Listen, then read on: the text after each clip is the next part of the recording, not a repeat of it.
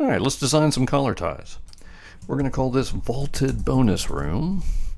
And by default, we'll have supporting walls that are 20 feet apart, and we've got a 412 pitch on each face. Now, a nifty and helpful feature here, if we manually change the roof pitch on the left, we'll see that the interior length or span of the rafters changes automatically. And if we manually change the interior length of the rafter, we'll see that the roof pitch changes automatically to accommodate. For our example, we're going to increase the distance between these supporting walls up to 32 feet. And we're going to have a 612 pitch on each face with 3-foot eave overhangs. We're going to start with our collar tie 3 feet down from the ridge, which is optimistic.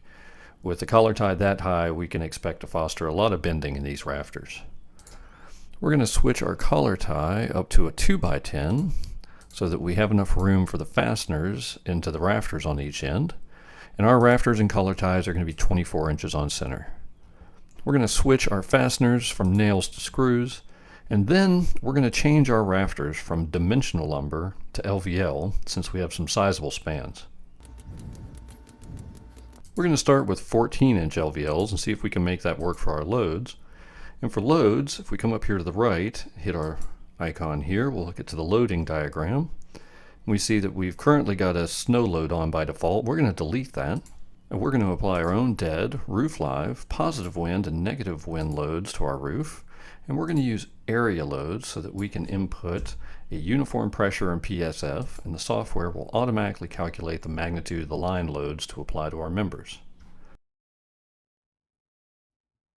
And for our negative wind, we need to take care to use a negative sign, and we're going to start with our high suction pressures that we have on the overhangs, and then we'll apply wind to our other zones.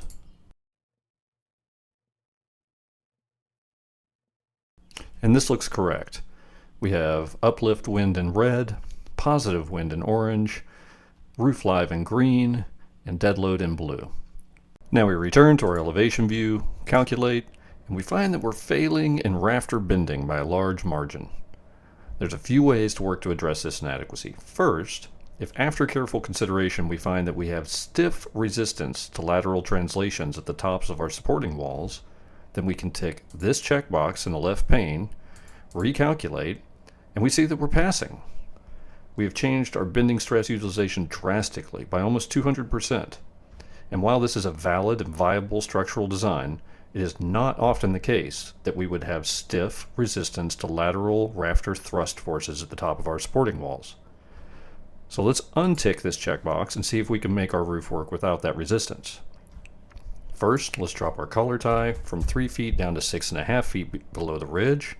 Then, let's upsize our LVLs from 14-inch to 16-inch and recalculate. And we find that we're still failing, but by only 25%. So now, our last alternative, if we do not want to drop our collar tie down any further and we don't want to upsize our members anymore, is to try to reduce the loads on our rafters. And the way we can do that is to change the spacing from 24 inches to 19.2 inches. And if we recalculate, we find that we're just passing and bending. If we click here, we can assemble our report.